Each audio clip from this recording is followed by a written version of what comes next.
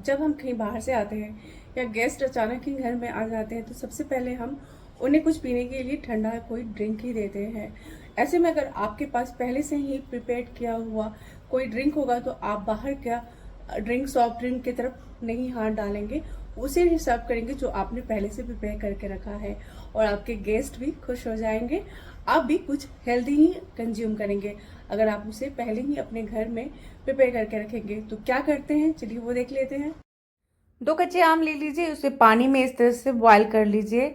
5 से 7 मिनट लगेंगे। जब आप चक्कू डालेंगे इस तरह से बहुत आसानी से चक्कू अंदर चला जाएगा तो समझिए कि ये आम आपका पक गया है, बॉयल हो चुका है। तो अब आप उसे उतार लीजिए। अच्छी तरह से ठंडा हो जाने के बाद उसे इस तरह से छील लीजिए, आसानी होगी छीलने में। और सारे पल्प को निकाल कर आप इसे मिक्सी के जार में डाल दीजिए और हल्का हल्का पानी डालकर इसका गाढ़ा पेस्ट बना लीजिए कुछ इस तरह से। और फिर इसे साफ कंटेनर में जार में इसे भरकर रख दीजिए। और उसके बाद जब आपके गेस्ट आए तो बस 2 चम्मच जितना इसे डालिए, साथ में चीनी, भुना हुआ जीरा पाउडर और अगर काला नमक पसंद करते हैं तो काला नमक, और फिर आइस क्यूब डालकर ये ठंडा ठंडा रिफ्रेशमेंट आम पन्ना ड्रिंक उन्हें सर्व कीजिए। आपके मेहमान भी खुश हो जाएंगे और आपकी भी बहुत तारीफ होगी। अब बना लेते हैं कोल्ड कॉफ़ी। इसके लिए एक जार ले लीजिए। जार में 3 चम्मच जितना शुगर डाल दीजिए, पाउडर शुगर डालिएगा। 1 चम्मच जितना कॉफ़ी का पाउडर डाल दीजिए। 2 आइस डाल दीजिए। 2 चम्मच जितना पानी डाल के इसे तब तक शेक कीजिए जब तक ये इतना लाइट नहीं हो जाता। और ये देखिए आपका इंस्टेंट कोल्ड कॉफ़ी का मिक्सचर बनकर तैयार है। बस आप इसे जार को फ्रीज में रख दीजिए और 1 सप्ताह तक आप इसे यूज़ कर सकते हैं। बस गेस्ट आए तो 1 चम्मच जितना कंडेंस मिल्क, 1 चम्मच जितना कॉफ़ी डाल और 3-4 आइस क्यूब डाल के उन्हें सर्व कीजिए। कंडेंस मिल्क इसलिए डालिएगा ताकि ये आप जो आइस डालते हैं ना, इससे दूध पतला हो जाता है तो कंडेंस मिल्क से ये फिर भी गाढ़ा रहेगा। आपका भी जब मन करेगा आप इसे ले सकते हैं। कभी कभी बहुत जल्दबाजी में होते हैं, हमें तुरंत सब्जियां धोनी होती है और इंस्टेंट उससे बनानी होती है। ऐसे में जैसे भिंडी है तो अगर आप उसे तुरंत धो के तुरंत बनाते हैं तो वो थोड़ी लिसलिसी सी हो जाती है। तो फिर क्या करेंगे वो देख लेते हैं। तो जैसे ही आपने भिंडी यहाँ ऐड की, देखिए यहाँ पे ये थोड़ी सी लसलसी हो रही है। बस यहाँ पे आप तुरंत ही हल्दी डाल दीजिएगा और नमक मत डालिएगा और इसे तब तक भूंजिए जब तक कि इसका लसलसापन नहीं खत्म हो जाता, उसके बाद ही नमक डालिएगा। गर्मी में करी पत्ता, धनिया पत्ता ये सब कुछ बहुत जल्दी खराब हो जाते हैं, तो आप इनको किस तरह से फ्रीज में प्रिजर्व करके रख सकते हैं वो देख लीजिए। तो इसके लिए क्या करना है कि आपको करी पत्ते को अच्छे से पहले धोकर वॉश कर लीजिए। उसके बाद आइस के जो ये क्यूब्स जमाने वाले ट्रे होते हैं उसके अंदर इन पत्तों को डाल दीजिए और इनका आइस आप फ्रीज कर दीजिए। और जब आपको बनाना है तब आप एक आइस क्यूब निकालिए इन पत्तों वाला और पानी, तो इन पत्तों वाले क्यूब्स को आप एक कटोरी में डाल दीजिए पानी के। और फिर जैसे जैसे ये जो आइस है मेल्ट होते जाएगी और पत्ते फिर वैसे के वैसे ही आपने जैसे रखा था बिल्कुल फ्रेश निकल जाएंगे। उसके बाद जो आप दाल बनाते हैं या किसी भी तड़के में डालते हैं आप उसका इस्तेमाल कीजिए।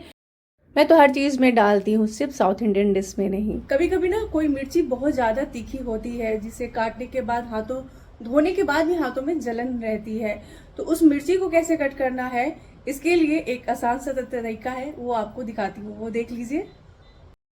मिर्ची को इस तरह से फोक में आप दबा दीजिए और फोक में दबाने के बाद आप चाकू से इसे पतले पतले, जितना मोटे या पतले जो भी आप शेप में काटना चाहते हैं, देखिए ये कितनी आसानी से कट जाएगा और आपके हाथों में तीखी ये मिर्ची का जो झाग है वो लगेगी भी नहीं। मेरे ख्याल से जो नए नए किचन में अभी काम करना शुरू किए हैं उनके लिए ये बहुत ही आसान और बेहतरीन सा टिप है, वो ज़रूर इसे फॉलो करेंगे।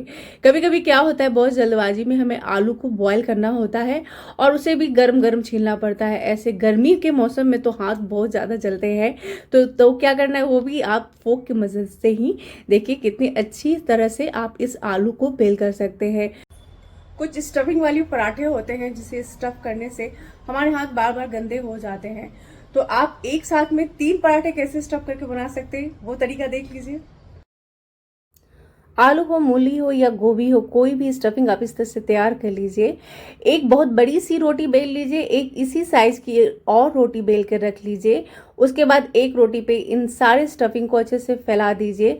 दूसरी रोटी से इसको अच्छी तरह से दबा के इसके कॉर्नर को आप कवर कर दीजिए। कवर करने के बाद फिर इसे पलट कर एक बार फिर से बेल लीजिए। बेल के अच्छी तरह से इसके जो स्टफिंग है सब तरफ फैला दीजिए। उसके बाद इसके 3 कट कर लीजिए चाकू से और फिर इस तरह से रोल करके आपकी ये देखिए 3 पराठे स्टफिंग वाली तैयार हो जाएगी।